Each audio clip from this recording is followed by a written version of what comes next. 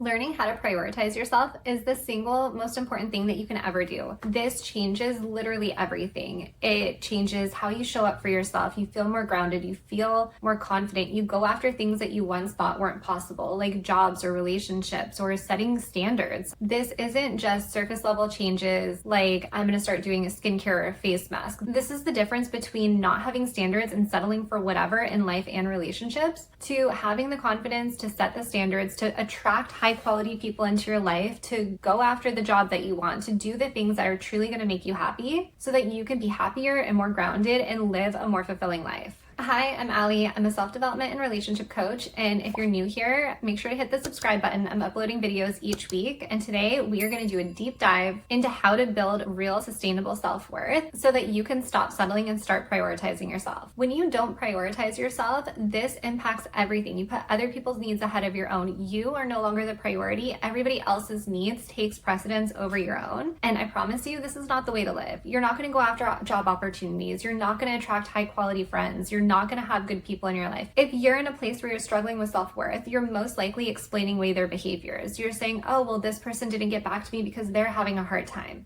My partner doesn't show up for me because X, Y, and Z is happening in that person's life. The thing that changes when you have self-worth is you're looking at it from a stance of like what your standards are. There is a general baseline of self-respect, of getting back to someone, of checking in on someone, of seeing how somebody is. Like having those standards and expectations changes how you show up in the world, which ultimately changes who you attract into your life. And I promise you, getting to a place where you learn to truly love yourself and know how to prioritize yourself is going to open doors that you never thought were possible. You're going to find yourself attracting a completely different set of people.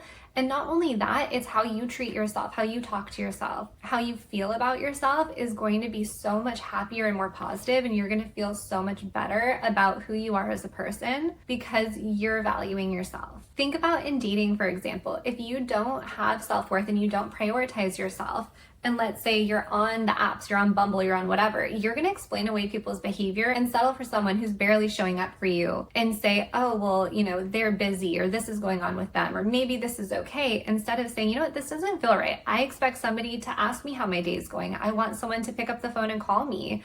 You're not going to settle for scraps and crumbs and whatever little attention you're getting because you're not going to be interested in somebody who does that. You're going to want someone who's going to show up fully and authentically because you're showing up fully and authentically. Ask yourself if you've ever lowered your standards to accommodate somebody else's needs, to explain away their behavior, to justify the way that they're being so that they can be in your life because maybe you're fearful of not having them or you're fearful of whatever could come next. Having that fear is going to stop you from setting standards. It's going to stop you from showing up for yourself because you're in a place of lack and you're in a place where you're worried that if you don't do that and if you don't accept things, maybe someone won't like you. The moment you fear losing someone more than losing yourself and not taking care of yourself is the second that you're abandoning your self-worth. The way to build self-worth is getting clear on your standards, getting clear on your boundaries, working through the fear that you have of like, what if they leave? Okay, if they leave, bye. It's getting to that place where you don't personalize it and you don't think it's a reflection of you. Self-worth is built in the moments where you're not looking for that external validation or the approval from other people and you're able to give that to yourself. So let's go through the 4 points that help you build self-worth. And these are going to be super easy things that you can start applying today to get to a place where you're starting to set standards in your life and knowing your non-negotiables. So if you're wondering, okay,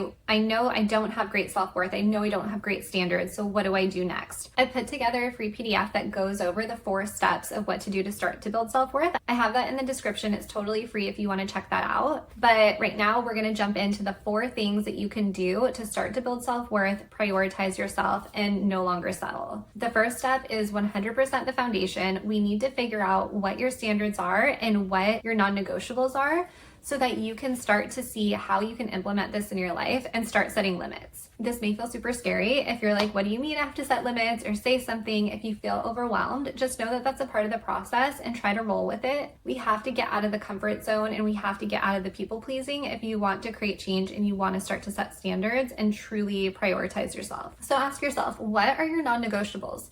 If the fear of other people's reactions weren't there, if you didn't worry about what would happen if I say this or how would this person respond, Think about in different categories of life, in romantic relationships, in friendships, in family, in work, in the relationship with yourself. Those are probably like the 5 main categories. What are your non-negotiables? And where have you been tolerating too much? Where have you been accepting things that you're not okay with? Where have people maybe been taking advantage of you? Or have you not been setting boundaries? Or have you been neglecting your own needs to show up for other people more than you show up for yourself? A really great sign to know that you need to start setting boundaries is feeling frustrated. If you feel frustrated, tired, irritated, that probably means that somewhere in there, you're not putting your needs first and you're not speaking up. That's something that clients and I always talk about because that's going to be the biggest sign. So like for me, for instance, my non-negotiable every morning, I need at least an hour, hour and a half to myself where I don't speak to anybody.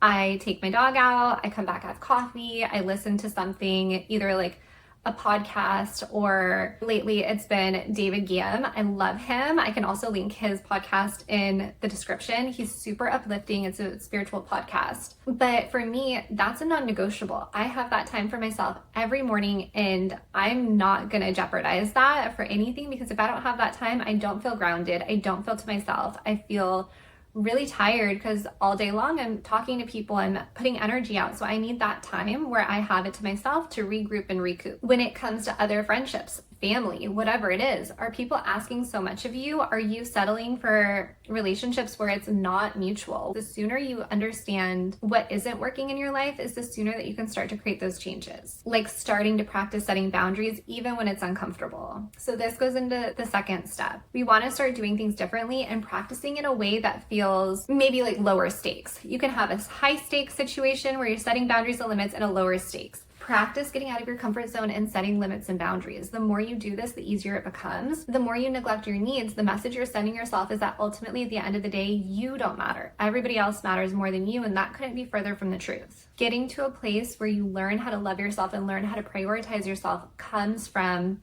starting to put your needs first and working through the discomfort of worrying what other people are going to think, getting out of the people pleasing. That's not going to create the life that you want, and that's not going to leave you feeling happy and fulfilled.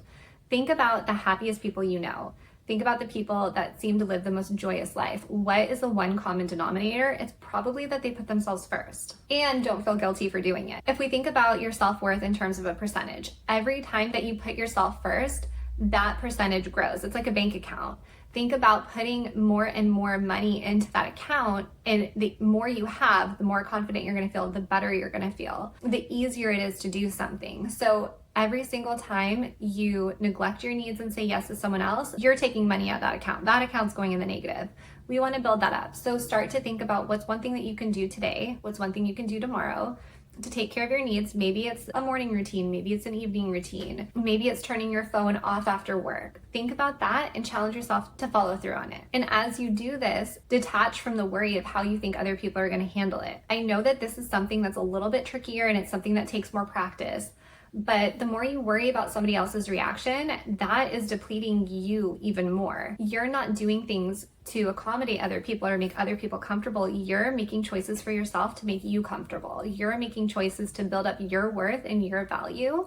And to do that, to be a high value person who loves and respects themselves, that means putting your needs first in a way that's healthy for you and healthy for other people. If somebody consistently doesn't like your boundaries or has a negative reaction, that doesn't mean that your boundaries are too much. That maybe means that this person needs to be readjusted in where they fall in your life. People who genuinely care for you, they're gonna want you to take care of yourself. They're gonna want you to put your needs first. So shifting how you see that and what you expect in terms of how people respond to your boundaries also is really empowering, because the right people are going to support you. The wrong people will eliminate themselves. As you do this, working on that internal talk and learning how to validate yourself is going to be life-changing. This is going to be the difference between being able to build self-worth and being able to learn how to value yourself and still doing that default fallback on, oh no, I'm not worthy of this, or consistently neglect your needs. But when you can start to look to yourself for validation and to yourself for like, oh, I'm so glad I took this time for myself. I'm so proud of myself. I did this for myself the other day. I was super tired and burnt out, and I had all these group chats going, and I muted them. I put my phone on do not disturb. I had to get back to one person, and then I said, I'm putting my phone on do not disturb for the rest of the night. I'm tired. And I checked out, and I needed that so much for myself. And nobody took it personally because it wasn't personal. that was a need that I had for myself that I honored, and I felt so much better the next day because of it. Learning how to do that and praise yourself for it and validate yourself, that's going to help it feel so much better. Instead of worrying about how somebody else feels, that's going to help you grow and help you learn how to put your needs first. Self-worth is built in the moments that other people don't clap for you, but you learn how to celebrate yourself, that you learn how to prioritize your needs and honor them and listen to them. The more you do that, over time, it starts to become second nature. Over time, you think less and less and worry less and less about what the other person thinks, because you know at the end of the day, you're going to be a better version of you because you prioritized yourself, because you took care of your needs and you didn't deplete yourself for another person. Building self-worth really does come from choosing you in the moments that it doesn't necessarily feel the easiest.